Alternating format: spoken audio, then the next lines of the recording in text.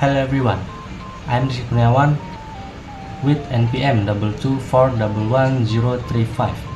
In today's video, we are going to talk about a very important topic that often seems complex, but it's actually very close to our everyday taxation. Many people hear the word tax and immediately think it's something complicated or intimidating.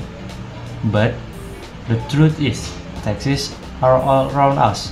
The roads we drive on, the schools we attend, the hospital we visit. All of these are made possible thanks to taxes. So, in this session, we are going to break it all down. What are taxes? Why do we have to pay them?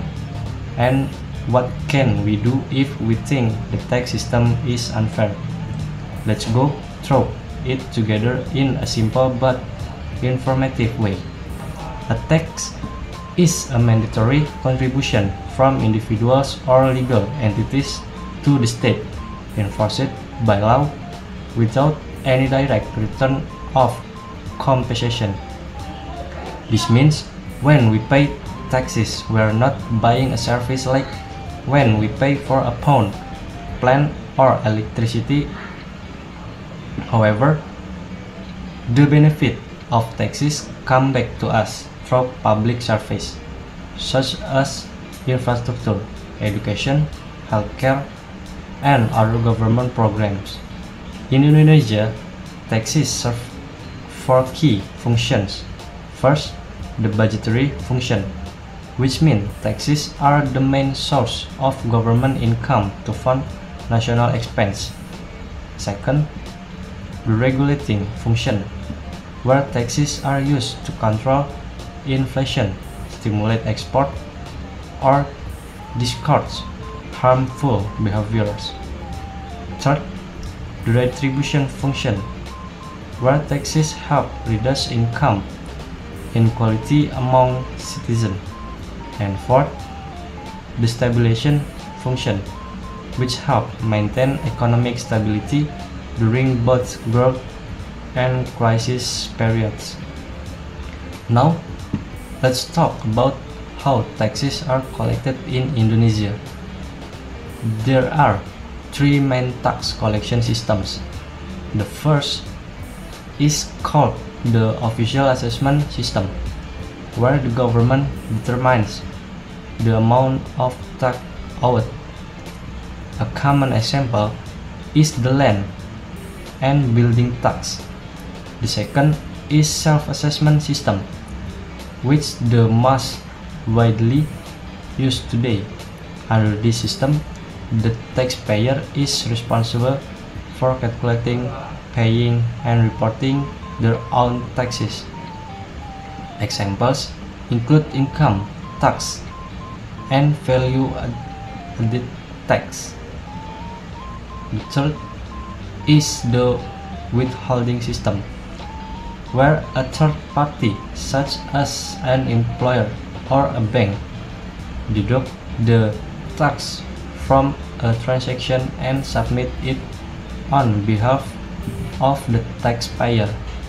A good example is PPh 21, where employers deduct income tax from salaries before employees receive them.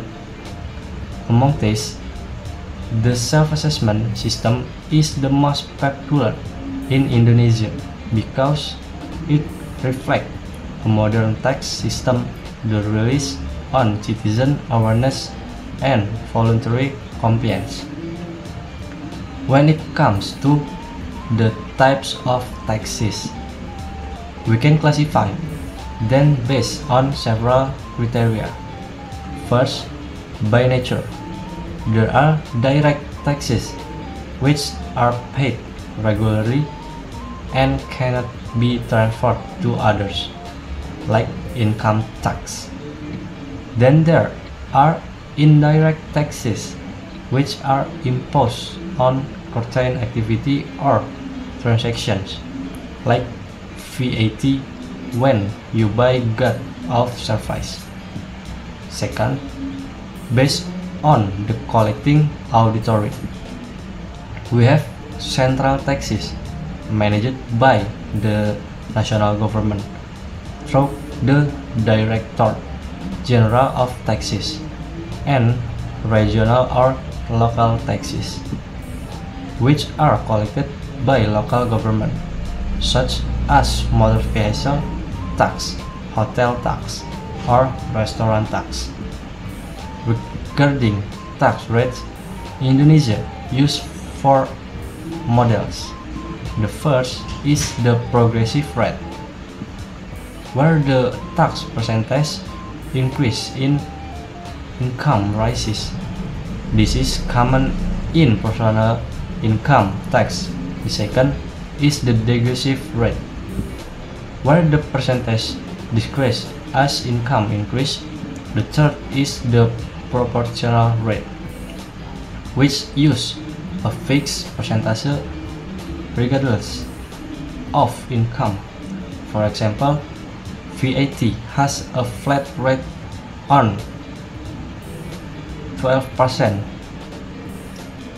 And lastly, the fixed rate, where the tax amount is the same for everyone, like stamp duties. Let's now ask the question, who exactly is a taxpayer?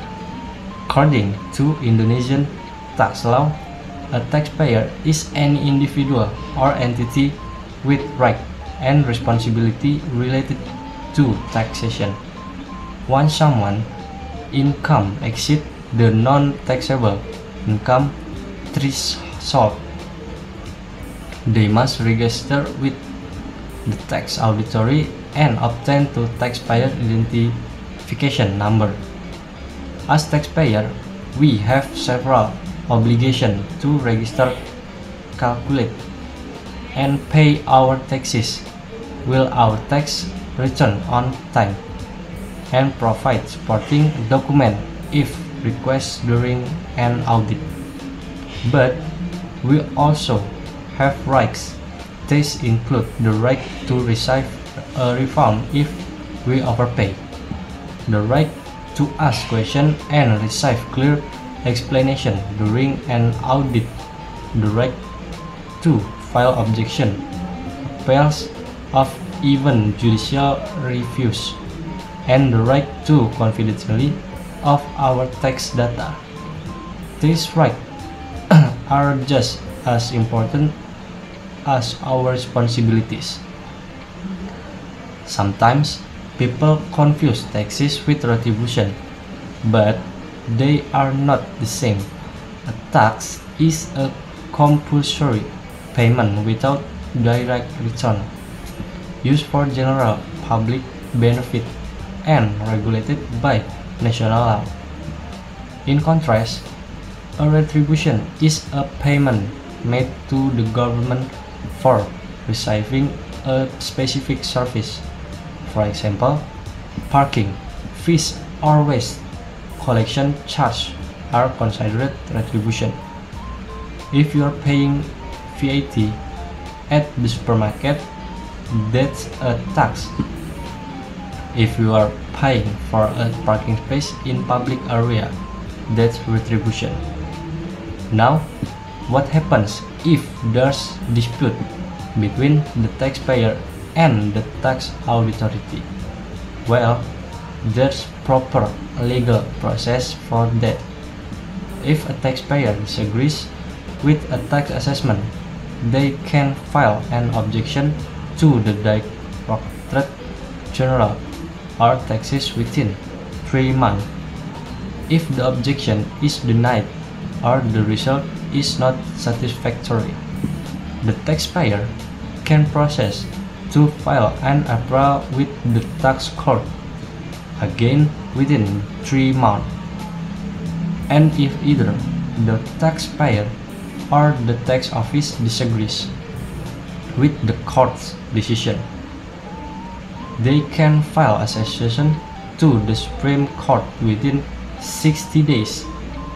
This structured process helps ensure that taxpayers receive justice and legal protection when dealing with tax issues. To ensure that the tax system remains fair and effective, Indonesia follows several principles to taxation. First is the principle of justice, where taxes are applied based on a person's ability to pay. Those who earn more pay more.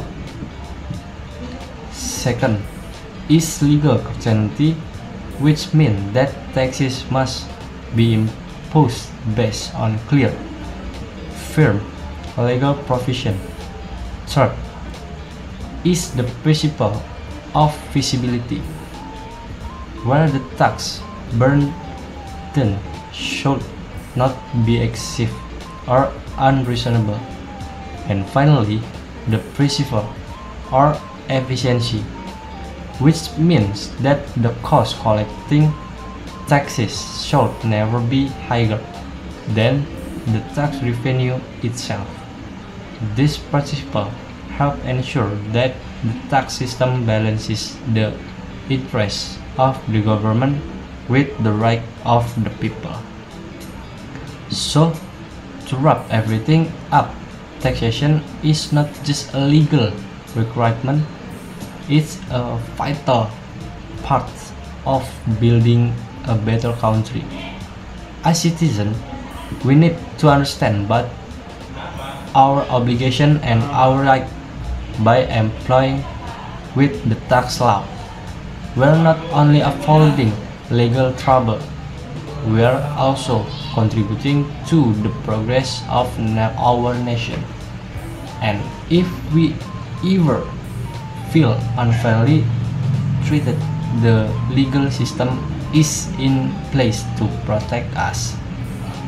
Thank you for watching and listening all the way to the end.